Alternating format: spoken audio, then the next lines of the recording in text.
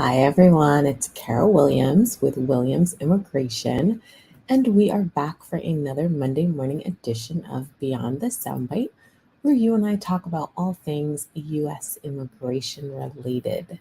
So, you all know I like to dive right on in.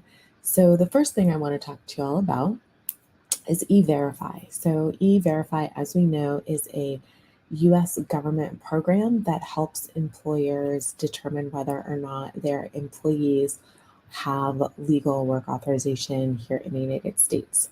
So, during the course of this pandemic, we've had some flexibility when dealing with documents that the government came back to us and said these documents aren't actually accurate. So, one of those agencies that we deal with often when we're dealing with E-Verify is the Social Security Administration. And the Social Security Administration, as we know during COVID, many of their local offices were closed. So now those offices are reopening. Social Security Service is, getting back up to speed, and they are indeed processing applications, and they are doing what they need to do to help individuals determine, what is possibly going on and why there may be a no match letter issued, meaning that the Social Security number issued by the individual and put down in E-Verify is not matching what's in the Social Security system. So prior, during this pandemic, there was basically flexibility with longer timeframes with which you could reach out and work with Social Security Administration. So what we are now seeing is that for any E-Verify cases that were referred to the Social Security Administration on or after July 15th of this year, 2022, those have now gone back to their normal 8 federal working day processing times. So your employees now only, they revert back to, pre-pandemic times. And so they have 8 federal working days to reach out to the Social Security Administration and see what's happening.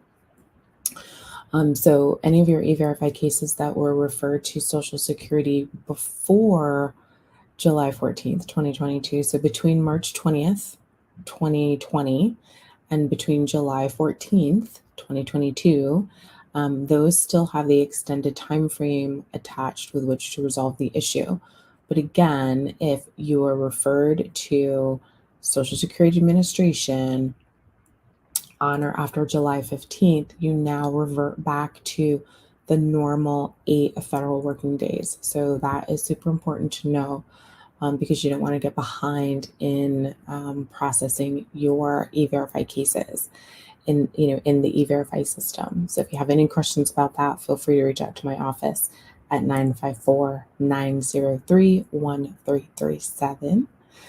The next thing I want to talk to y'all about there are sometimes when cases that we have filed with the Immigration Service, with USCIS, are taking an extraordinarily long time.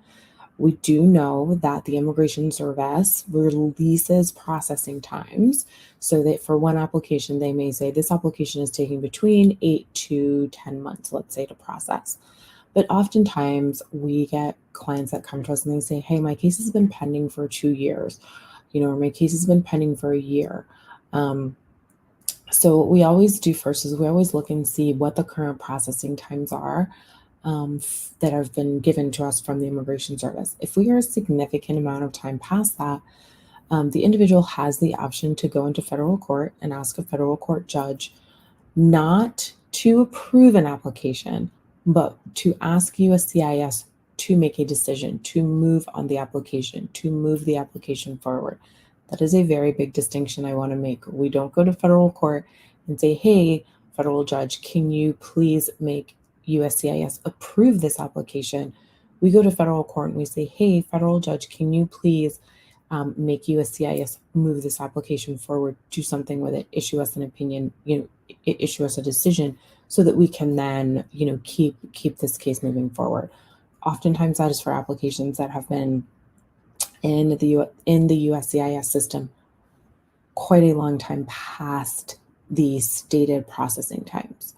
So we have information from Syracuse University. They recently published a report that says that by the end of the previous fiscal year, 2022, there were over 600 lawsuits that went to federal court asking over 6,000 lawsuits that went to federal court asking federal judges to make USCIS move forward on these cases.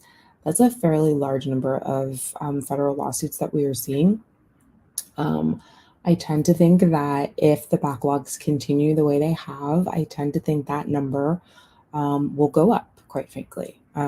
People are, sort of wanting to get their immigration cases decided. And sometimes it feels like the case just kind of falls into this black hole where we can't get anyone on the phone, we can't get anyone to respond via email. So some people think that the next best thing is to go to federal court. So we are seeing those court cases go to federal court. We are seeing cases get moved forward.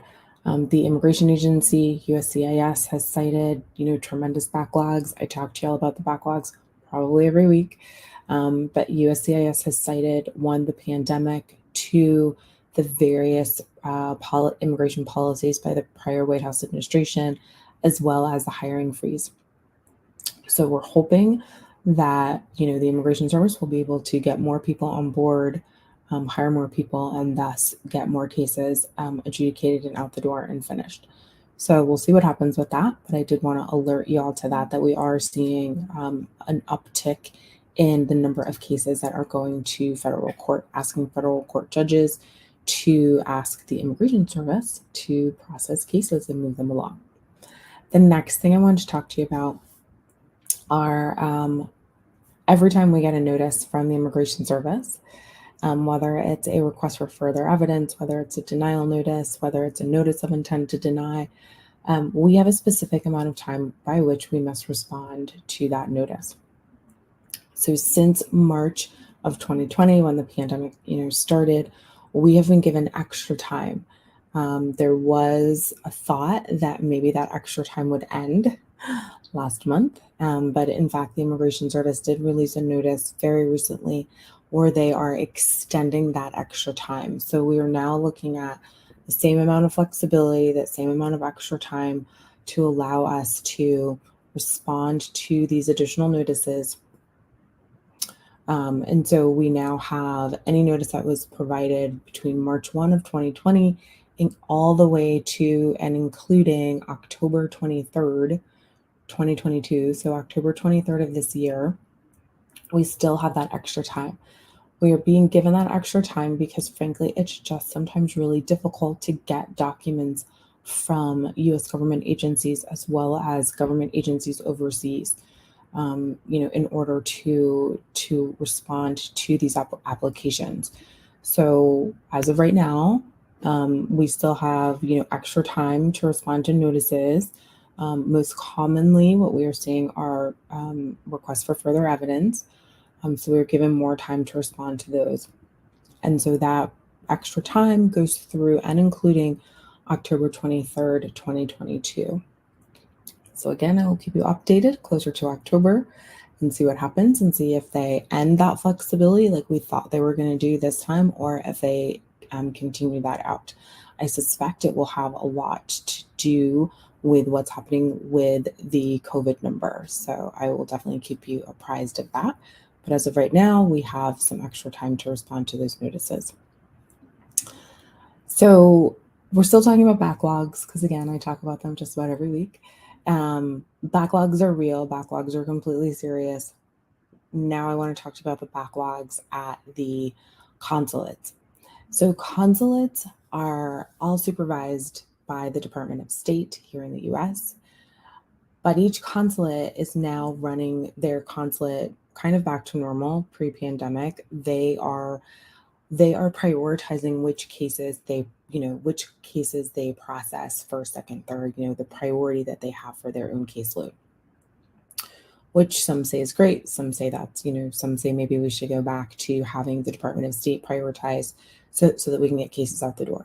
The reality is getting an interview at a consulate right now is taking, in some cases, almost a year, especially when we're talking about visitor visas to come to the US for visit, just for a visit, The consulates are severely backlogged. They certainly do not, each consulate does not have nearly as many people in it, employees, as USCIS local offices do, but they are processing a tremendous amount of visa applications. So that said, the pandemic certainly hit our consulate, and our consulate staff as well. So we need to take that into consideration when we are looking at visa wait times for non-immigrant as well as green card applications. Um, I think it's safe to say, gone are the days when we can simply go online and schedule an appointment maybe 2, maybe 4 weeks ahead of time. If we were looking to get non-immigrant visa applications, we must do this as early as we possibly can. Because again, some of them are taking almost a year in order to just get the interview scheduled. I've definitely seen this in my own practice. So we're just going to have to be patient. There's really not a whole lot else we can do. We've all been impacted by the pandemic, and that impact, we are still certainly feeling it in the immigration world. And the last thing I want to talk about this Monday morning is TPS for Syrian nationals. Department of Homeland Security has recently announced that there is an extension and redesignation for Syrian nationals to apply for temporary protected status. It will be for 18 months, and it will be from October 1st of this year, 2022, through March 31st of 2024. So we have those filing instructions. Those have been published for us. So if you have any questions about getting a visitor visa, getting TPS for nationals of Syria or other countries that currently are designated for TPS, if you have a request for further evidence, an RFE that you're not quite sure how to respond to, you're not quite sure when it's due, feel free to reach out to our office at 954-903-1337, and we are certainly happy to help you with your U.S. immigration needs. I am Carol Williams with Williams Immigration. This is another Monday morning edition of Beyond the Soundbite. Have a great Monday and a wonderful